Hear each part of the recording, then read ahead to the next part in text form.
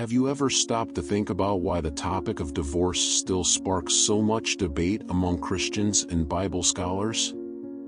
After all, does the Bible really condemn divorce, or are there circumstances in which Jesus permitted this practice? While some argue that Jesus absolutely prohibited divorce, others point to clear exceptions he left. This raises the question, is the biblical message about marriage truly unchangeable, or is there room for mercy and compassion even in such delicate matters? The understanding of marriage and divorce during Jesus' time was very different from modern concepts. In the context of the Old Testament, marriage was not just a personal union, it had social and communal weight. Families were deeply involved in marital arrangements, and the covenant represented more than a promise of love, it was a familial and even financial commitment. Divorce, as outlined in Mosaic law, was primarily permitted to the man, who could separate from his wife by giving her a certificate of divorce, Deuteronomy 24 verse 1. This practice aimed to provide some protection to the woman, but she remained vulnerable in many aspects. In Jesus' time, divorce had become more frequent and was even a topic of dispute among religious teachers. Pharisees and other law scholars debated the permissible causes for divorce. Some schools of thought argued that it was valid only in severe cases like adultery, while others considered much more trivial reasons, such as personal displeasure. This scenario reflects a society in transition, where the issue of divorce was far from a consensus. It's interesting to note that Jesus emerges in a context of controversies and varied interpretations about divorce. For the Jewish culture of the period, marital fidelity was a highly esteemed virtue, and infidelity was a serious social problem. However, the practice of divorce still existed and was a right, especially for men. This dynamic created an environment where interpretations of Mosaic laws on divorce ranged between strictness and permissiveness, varying according to rabbis and the traditions they followed. In this cultural context, Jesus' approach to divorce gains unique depth. When responding to the Pharisees on the subject, he speaks of an indissoluble union, recalling the creation of man and woman as one flesh, Genesis 2 verse 24. This return to the creation narrative was no accident. Jesus reiterates the importance of a profound commitment beyond the legal permissions that adapted to the circumstances of the time. These cultural and religious influences shaped people's views on divorce and marriage, and this background is essential to understand the depth of Jesus' teaching. Thus, the stage was set for Jesus to challenge a legalistic interpretation and bring forth a perspective of commitment that few had contemplated until then. When questioned about divorce, Jesus presented an answer that surprised many listeners of the time. In Matthew 19 verses 3-9, the Pharisees tried to put him in a difficult situation by asking if it was lawful for a man to divorce his wife for any reason. They expected Jesus to side with one of the two main schools of thought of the time, the school of Shammai, which held that divorce was permissible only in cases of adultery, or the school of Hillel, which accepted divorce for trivial reasons. However, Jesus responded unexpectedly. Jesus referred the Pharisees back to the beginning, saying, "It was not this way from the beginning," and quoted Genesis, where God creates man and woman to be one flesh, Matthew 19 verses 4-5. He established that this union should be seen as indissoluble, a covenant that should not be broken by human will. For Jesus, marriage was not just a social contract, it was a sacred union established by God that transcended human laws and customs. The only exception mentioned by Jesus was sexual immorality, Matthew 19 verse 9. This exception has been the subject of numerous studies and interpretations, but in the context of the time, it referred to sexual infidelity, an act that broke the trust and marital covenant. Even so, Jesus was not encouraging divorce. He merely acknowledged that in the case of betrayal, the union was already spiritually compromised, possibly justifying separation.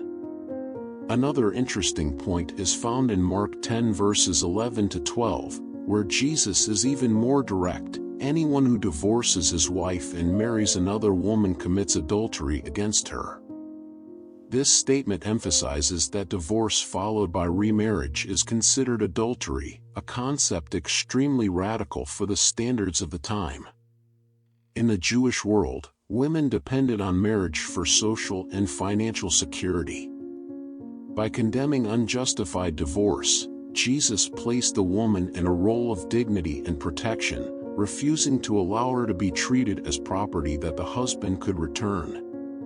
With this approach, Jesus transformed the understanding of divorce and marriage, placing love, loyalty, and mutual respect at the center of the marital relationship.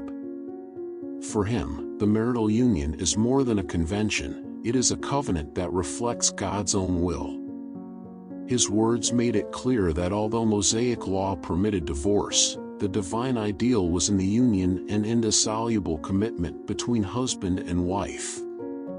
The view of divorce in the Old and New Testaments reflects the development of laws and understanding about marriage over time. In the Old Testament, divorce was regulated in Mosaic law to provide some legal support to women, who, in that context, depended entirely on marriage for their security and social position. In Deuteronomy 24 verses 1 to 4, we see the instruction that a man could divorce his wife if he found something indecent about her. This law provided for the granting of a certificate of divorce, a document that released the woman to remarry, a minimal protection in a patriarchal society. However, interpretations of what constituted this something indecent varied. Some groups understood that the law allowed divorce in virtually any circumstance, while others argued that only acts of sexual immorality were legitimate grounds. The law, although rigid in certain aspects, still offered a flexibility that Jesus would later question, drawing attention to the hardness of human hearts and the gap between the law and the divine ideal. In the New Testament, Jesus' perspective on marriage and divorce brings a new approach. While Mosaic law treated divorce as an option in certain cases, Jesus raised the standard by speaking of a union that reflects God's original plan for man and woman. He mentions that permission for divorce was a concession made because of the hardness of your hearts, Matthew 19 verse 8. For him, marriage should be a lasting covenant, not a relationship that could be easily dissolved. This shift between the Old and New Testaments shows a new level of commitment. In Jesus' time, marriage was no longer treated merely as an arrangement between families or a social institution. It was elevated to a spiritual union that reflected God's character. By reinterpreting divorce, Jesus brought forth the idea that love, fidelity, and commitment had a value far superior to conformity with human laws. Comparing the two testaments, it is clear that while the Old Testament allows divorce under certain conditions, the New Testament redefines marriage as a unity that should mirror God's love and forgiveness. From this new understanding, Jesus not only establishes a higher standard but points to the divine purpose of unity, showing that the marital covenant is a reflection of God's own relationship with humanity. The Bible mentions some specific cases in which divorce is permitted, but always with great care and restriction. In the Old Testament, the book of Deuteronomy, 24:1, allows divorce when a husband finds something indecent about his wife, although the exact nature of this term has been widely debated among rabbis over the centuries. This lack of clarity opened the door to more liberal and more conservative interpretations, such as those of the schools of Shammai and Hillel. The school of Hillel, for example, accepted divorce even for trivial reasons, while the school of Shammai argued that only infidelity would justify separation. In the New Testament, Jesus further restricts these permissions by mentioning that divorce is allowed only in cases of sexual immorality, Matthew 19 verse 9. The term translated here as sexual immorality derives from the Greek porneia, which can refer to a variety of sexually immoral behaviors. Jesus understands that breaking this bond through infidelity is such a profound violation of trust and the marital covenant that it allows for divorce, although this should not be encouraged. He thus places infidelity as an exception, not a rule or incentive to dissolve the marriage. Beyond infidelity, some interpretations point to a second case where divorce may be considered abandonment. In 1 Corinthians 7 verse 15, the Apostle Paul writes that if an unbelieving spouse decides to separate, the other is not bound in such circumstances. This teaching seems to grant an additional permission for divorce, especially in situations where one spouse is completely abandoned with no possibility of reconciliation. This abandonment is seen as a breaking of the marital covenant, freeing the faithful spouse from the obligation to maintain a marriage where commitment is no longer reciprocal. However, these cases are treated as exceptions, not norms. The Bible makes it clear that even in cases where divorce is permitted, the divine ideal is the maintenance of the union. Jesus and Paul speak of marriage as a covenant that should be enduring and marked by patience and forgiveness. By allowing divorce in specific circumstances, the Bible seems to recognize the complexities and difficulties of communal life but always calls the faithful to seek God's ideal for the marital relationship. Thus, although there are specific cases where divorce is permitted, the biblical call always directs us to the effort for reconciliation and the integrity of marriage. This focus invites Christians to reflect on the value of commitment and the challenges of living a life according to God's purpose, even in the face of difficulties that may arise. Interpretations of divorce vary among different Christian denominations, reflecting the complexity with which the subject is treated in the Bible. Many churches consider Jesus' words as a call to the indissolubility of marriage and, therefore, maintain a strict position. For denominations like the Catholic Church, marriage is seen as a sacrament, and divorce is not officially recognized. Instead, the Church permits annulment, a declaration that the marriage was never valid in the eyes of God, applicable in specific cases and with very restrictive criteria. Other Christian traditions, such as some Protestant and evangelical churches, have a more flexible approach, accepting divorce in extreme situations like adultery or abandonment, according to the exceptions mentioned by Jesus and the Apostle Paul. In these churches, divorce may be seen as a last resort, used when reconciliation becomes impossible or when the safety and dignity of the spouse are compromised.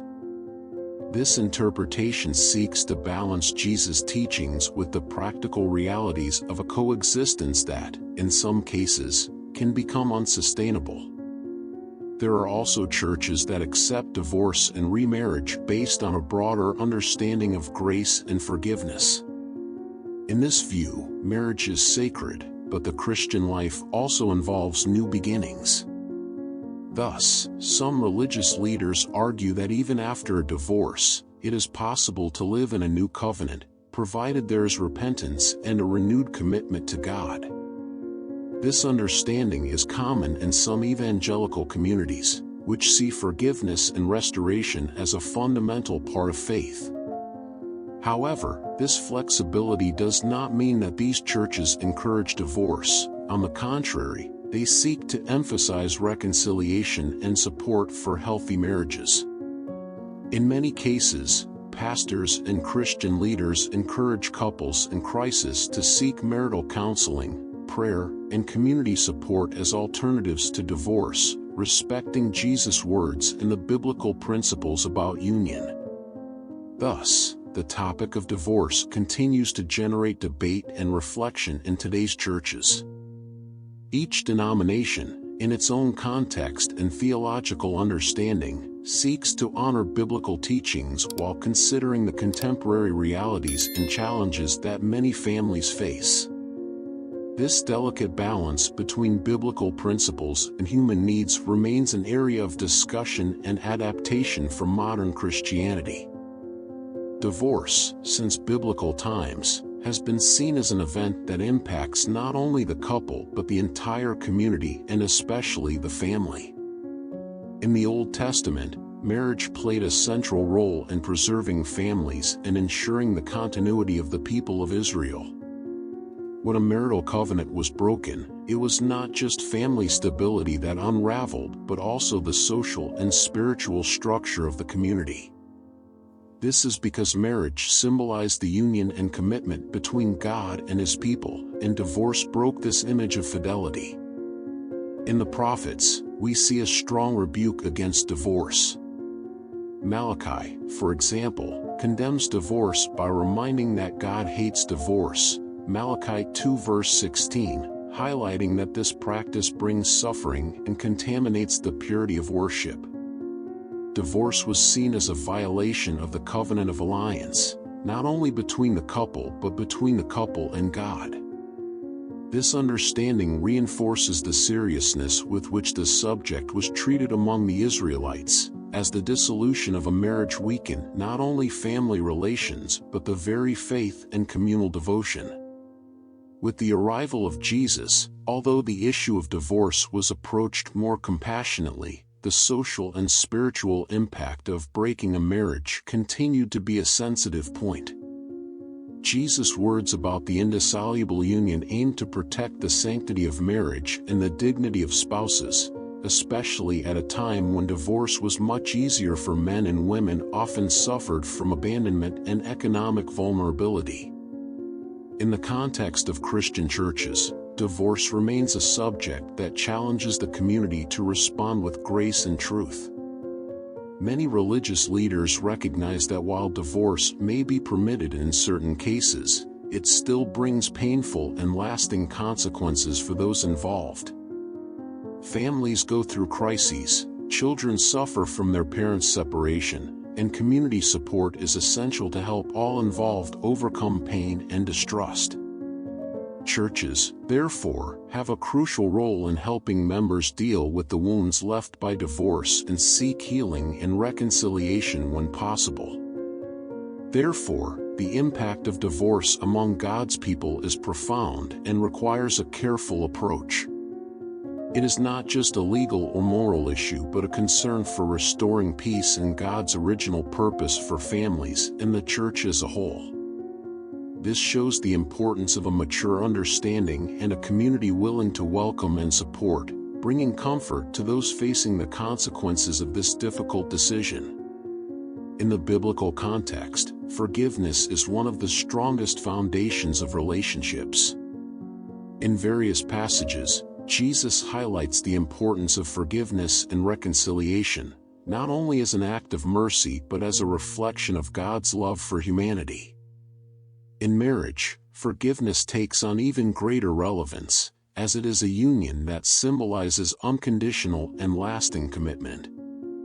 Jesus teaches us in Matthew 18 verses 21 to 22 to forgive 70 times 7, suggesting forgiveness that transcends the limits of our human understanding and personal circumstances. Reconciliation is also encouraged by Jesus as a path to restoration. In Matthew 5 verses 23 to 24, he instructs that before any offering at the altar, the believer should reconcile with their brother, giving priority to peace and harmony. This guidance extends to marriage, where differences and wounds can be deeply painful, but where forgiveness has the power to renew bonds that seemed irreparably broken. Jesus believes in the strength of forgiveness as a path to healing, especially in relationships as intimate as marriage.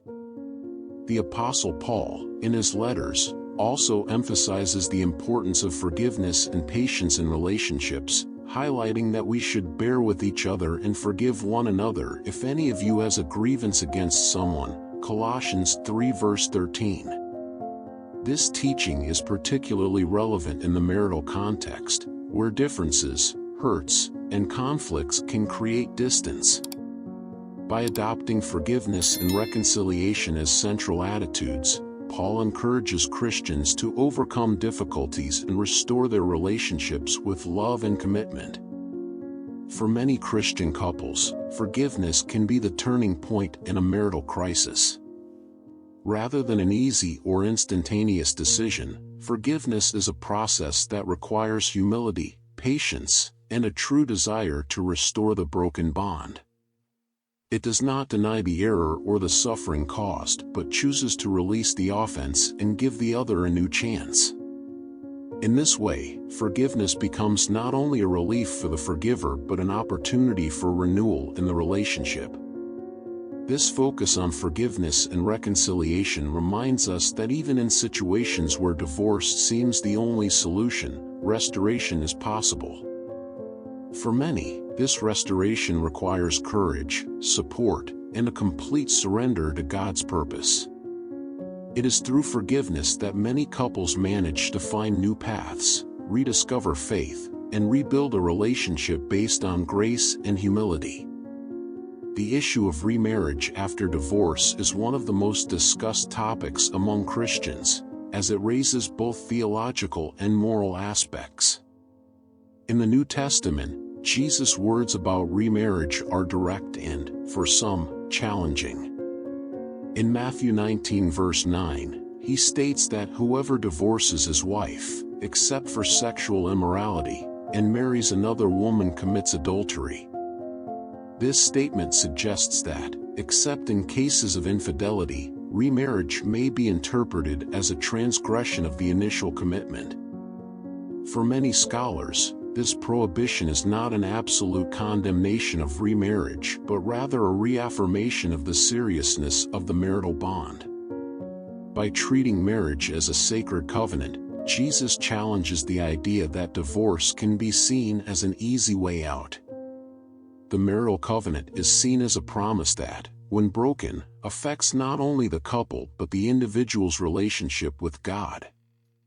This reflects a deep understanding of fidelity and mutual respect, which are the foundation of Christian marriage. Despite this approach, some texts suggest that forgiveness and restoration are possible and that in situations where there has been genuine repentance, remarriage may be accepted within a perspective of grace. In 1 Corinthians 7 verse 15, Paul writes that the abandoned spouse is not bound in such circumstances, which some interpret as an opening for remarriage in specific cases. This passage is widely discussed and interpreted in different ways, but brings to light the issue of freedom and the renewal of life under God's guidance.